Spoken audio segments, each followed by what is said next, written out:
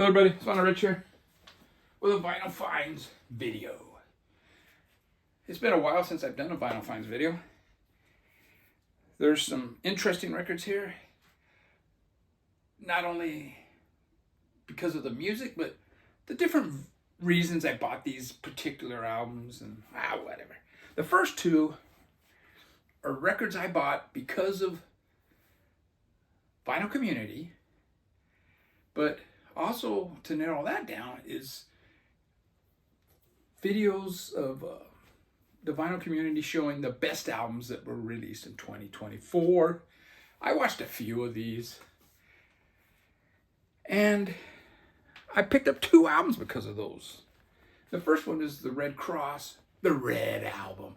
It comes with this wannabe Obi, which is pretty stupid.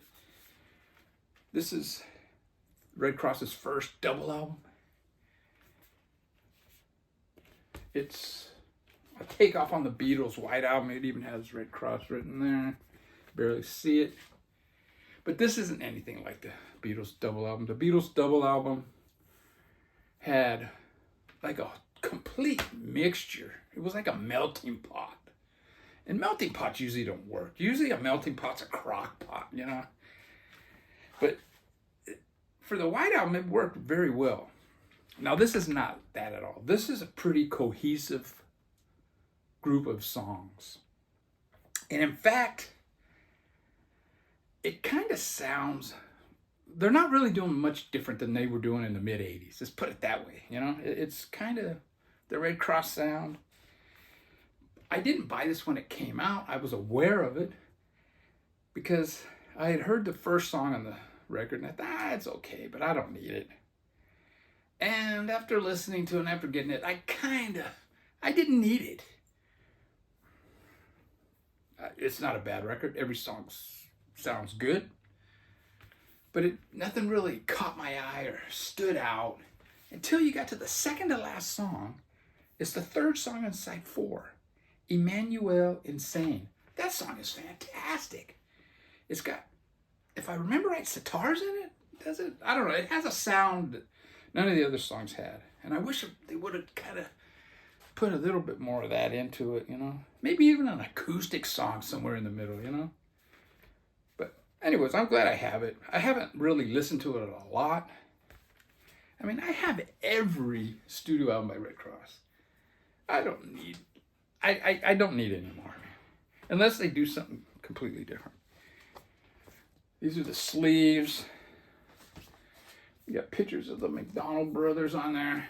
And both records are the same. Black vinyl.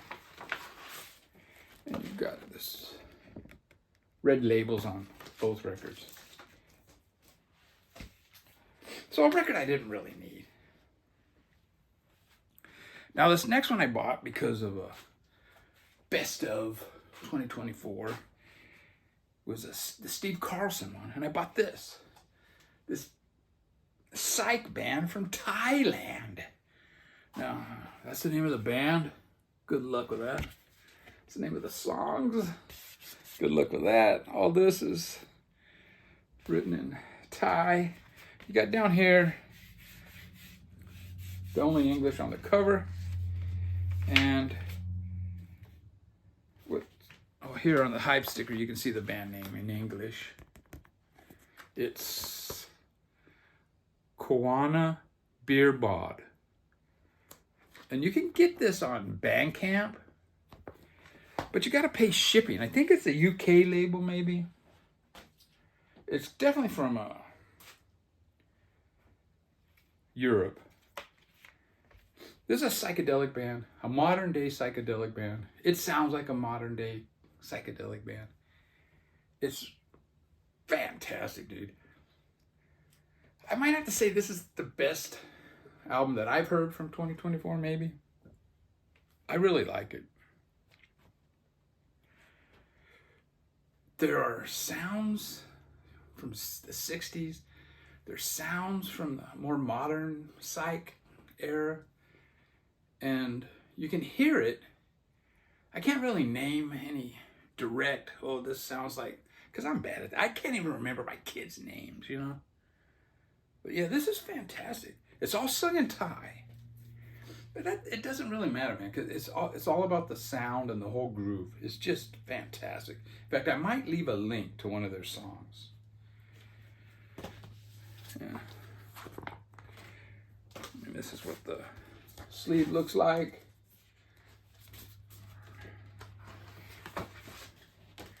And it's the label. And again, everything's in Thai. But yeah, it's a good album. I highly recommend it. Very good vocals. Kind of, well, I'm just going to leave it at that. Now, this third one is an album I've seen shown by many people.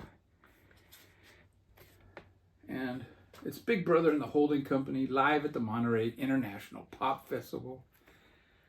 You got the Saturday, June 17th concert they did, or set. And then they came back on Sunday, June 18th. And the reason I think they brought them back is they say it's because they got such an overwhelming reaction from the crowd, which is true, but they didn't capture any of the Saturday on film, from what I understand. So they brought them back so they could film them.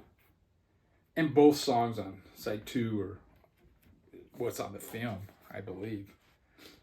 I don't own any proper Janis Joplin albums. I would like to get the first one they had on mainstream, and maybe the Cheap Thrills, and then I don't know. The one with Bobby McGee's a good album, but I would never listen to it, so I don't need it. I've heard it 100 times. I had friends that had that back in the 60s, or 70s, I mean. But yeah, this is really good, man. I mean, we all know Janis Joplin. My wife doesn't care for her. She would never win on American Idol, you know? And that shows me in fact, the Beatles wouldn't even win on American Idol, you know? And that's my issue with those kind of shows. And look at that vinyl, man. It's beautiful. So far, all of these Monterey International Pop Festival records that I think I have 4 now with this pink lettering, are really good. The only one I don't have that I know is out there is the Jefferson Airplane. And that one sells for quite a bit. This one here I got for like $20. Brand new, unopened. The Jefferson Airplane one though, it's up there in price. So, and I would love to have that. Now, this next one actually arrived on December 31st, 2024. Got it in the mail. I ordered this. I told my wife, you know, what do you want for Christmas? She asked me, and I go, you know what, can I order a record? And I ordered this record. It's the Mummies' Never Been Caught. Their one and only legit album that they released. They have a bunch of comps and stuff that was released after they broke up. Although they do get back together occasionally and do gigs. This is a San Francisco band. And I recently did a video with Norman Maslow, and I showed them, and I stumped Mazzy with these guys, and Ty Segall. He didn't know much about either of those. Now, I just watched Ben Rankin and Mazzy do their Trading Places one, and Ben Rankin, he stumped Mazzy on the very first one, which was Chrome, that noisy punk band from Frisco. Anyways, I have 3 of their albums now. And this is probably the best of the bunch. And this is a audiophile's dream.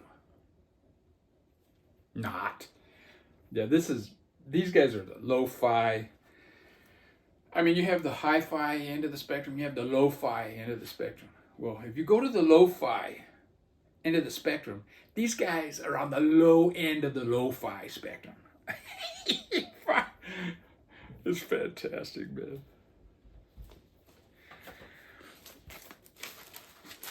And black vinyl on Telstar Records. Oh, and it comes with this little insert, which is the size of the record. They could have just stuck it in. I don't know why they folded it like that. But it has this little cells thing here. If you hate this record, you'll hate these too. Yeah.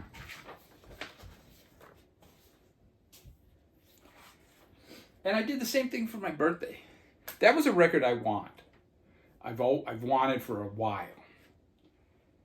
But I've never, went on Discogs. I've never seen it in a store. And it's the same thing with this second one. I told my wife, you know what, do the same thing for my birthday. And I ordered this, The Upsetters, Clint Eastwood. A dub album that came out in 1970. I mean, when this originally came out in Jamaica, I think there was 300 pressed, so getting an original is impossible. This has been reissued, but I've never seen it in a store. So I went through, I don't know what version this is. I did at the time because I looked it up on Discogs and ordered this.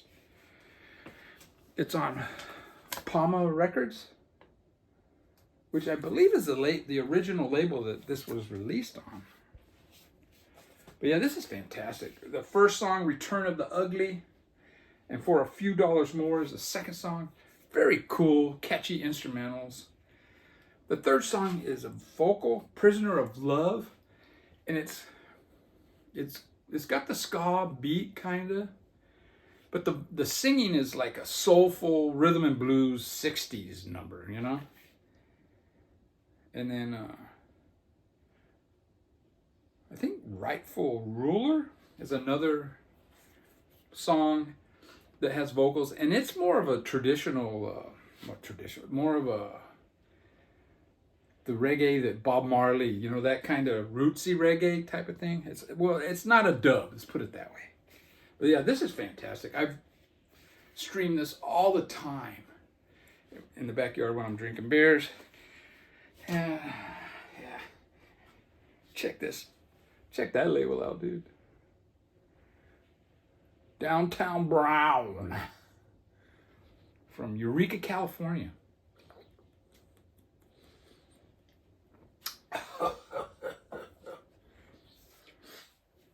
Now these next two are live. Used records. I found it going Underground Records. And this is one I've wanted for a long time. I bought this when it came out. I saw War. The very first concert I ever went to was Eric Burdon in War. And then I remember seeing them again when this was out. And they were better. I enjoyed the live concert without Eric Burdon more than I did with Eric Burdon. And it's nothing to do with Eric Burdon. It's just the songs are better. These guys got better. Became pretty good songwriters. And this was the first War album I ever bought back in the day. I had heard the earlier ones. My friend Mike had the one that had Spill the Wine on it, which I thought had a couple of great songs, but a lot of that it's not as good as this. Now this has 4 great songs. 2 that they're good, and one that, I don't know, it's kind of boring to me.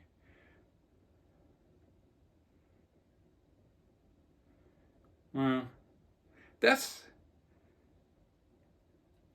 What Love Will Do. That one, for me, it's not a bad song. It's a little long, and it's kind of that 70s soul music like what Tower of Power would do, and I wasn't into that at the time.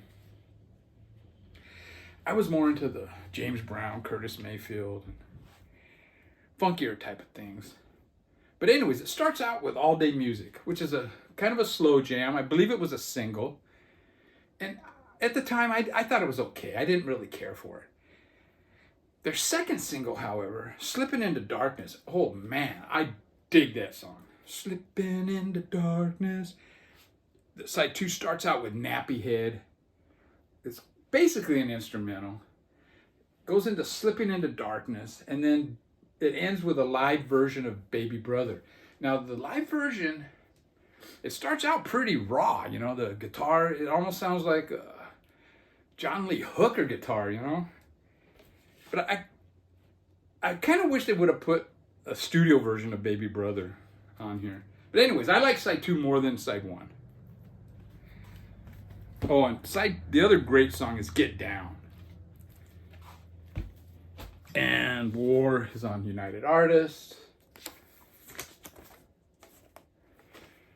Fantastic album. That was a kind of a hole. I mean, I don't need every War album for sure. In fact, there's a lot of them that. In fact, I was surprised that second box set of War came out. I have a feeling that thing's gonna be available for cheap because those albums are really not that good. And the other used record I bought was the Racket Squad's debut. A few weeks back, maybe 1 week, 2 weeks ago, Cosmic Brian from Cosmic Music showed both the Racket Squad albums. He had bought both of them. And this one isn't as good as the second one. The second one I really dig. It's more psychedelic. The guy's got a very soulful voice though. This one has more of a 60s kind of AM gold type of songs on there. Some of even kind of soulful songs, you know. And yeah, really good, man. Quite a few covers on here. They do a cover of Let It Out, Let It All Hang Out. And they kind of do it very similar to Los Bravos. But then there's an Ode to Billy Joel. And I'm thinking, oh, that might not have been a great song to cover. But they do an instrumental version of it. And it's fantastic, man. It's really good. The first song in the album, The Loser, it has kind of a Vanilla Fudge feel at first with the keyboards. But then the sound it's different than the Vanilla Fudge. I think there's some piano in it. And I don't think Vanilla Fudge ever had piano, did they? But it has that slow pace of Vanilla Fudge. Really good album, man. And it's in this red sleeve that's pretty much falling apart. And it's on Jubilee Records. Probably my second record on that label. And that's it. With records I bought from stores or Discogs. Now, this was also in December when I picked these up, but I never did show them. And I went to an antique mall. I dropped my wife off somewhere, and instead of going home and then going back to get her, there was an antique mall around. I thought, you know what, I'm going to go in there for a couple hours. And I'm looking around. There was one booth that said, all records $5. I go, you know what, I'm going to look through there. And I looked pretty much through everything. And I picked up 6 records, so it was $30. And all 6 of these, the records look near mint. I left the one record I wanted to get the most, and I left it, was the Jeff Beck Truth. It just had a few marks on the vinyl, and I thought, you know, this one probably going to sound noisy, and I don't allow that in my collection. But anyways, first one I picked up is this Curtis Blow. It's rapping, an 8-minute song. You got the rapping version, side A. Side B, you got the instrumental. I don't have any Curtis Blow, 80s rapper. And this is horrible. The song it's okay. But it sounds horrible. There's no fidelity at all. I don't know if this was played with a needle that just tore up the record, or I don't know what happened, man. But this record sounds terrible. I got the Ventures. I don't have any Ventures. I used to have one. It was a Christmas album. It was horrible. I got rid of it. I thought, oh man, I'll pick this up. it looks great. The first song on side one, it's the same as that Curtis Blow. There's no fidelity. Everything sounds kind of muffled.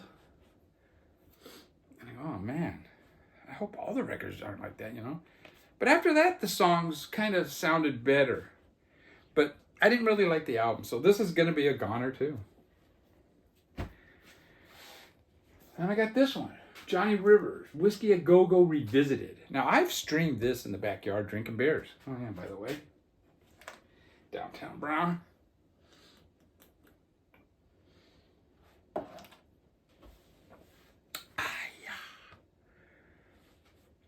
This one sounds, it's not as bad as those, but it's not great either, you know? And it does have some crackling, but not real bad. But I wasn't happy with it. So this is a goner too. So far, man, 3 out of 6. $15 is just, I mean, I'll probably get $6 for those. Who knows? I won't get much. The next one is the Sugar Shop. And this is, for me, this was the best of the bunch. It kind of sounds like, well, it sounds like these three look like very poppy 60s pop rock, you know. But this guy here, man, he looks out of place, you know. God dang. It's almost like this guy put a spell on these people, you know, and they're following him around. But yeah, this one is fantastic. It's close to near mint. I mean, it plays great. And I was very worried. That, I mean, because I didn't think this was going to be a loud album. And I go, man, it's going to sound like crap, just like the Curtis Blow, you know. But no, this one sounded really good. The Sugar Shop. It's on Capitol, yeah. That very hard to find label on Capitol. The next one I picked up was Herb Alpert and the Tijuana Brass, South of the Border. I don't have any Herb Alpert, so I thought, you know what? I'll pick this up. And this one, I really dig this one. It's not something you're going to listen to all the time, but this is Sunday morning, and I threw this on and blasted it. It was pretty cool, you know. On A&M Records. Now, the A on A&M stands for Herb Alpert, and his friend started this label. And I think the very first record on A&M Records was a Herb Alpert album, that Bull Sitter or Bull, I don't know. This is his third album. Enjoyable. How many Herb Alpert albums do I need? This is A&M record, and it's a stereo. Yeah, it's stereo. And then I found this one. I thought, you know what? I'm going to pick this one up. And this one's in mono, and it's Whipped Cream and Other Delights by Herb Alpert, the Tijuana Brass. Iconic cover. Everybody knows this cover. This is his fourth album. It's pretty similar to that other one. This one isn't quite as clean. I mean, when the songs are playing, it's fine. In between, there's some snap, crackle, and pop, but not that bad. The fidelity's there. But I don't know if I need both of them. So if I get rid of one, it will be this one, because it's a little noisier. And that's it. Not much going on. Oh, except for Bernie Sanders. Do you still... What did he say? Do you still stand for these onesies? Or God damn. Oh, man. Bernie Sanders, isn't there anybody in your camp that can tell you, hey, that's not a good idea? You know, going to this hearing with his fucking blown up poster of onesies? Oh my God. That was pretty funny, man. Do you still support these onesies? That's what it was. Oh, that was funny. Take care, everybody.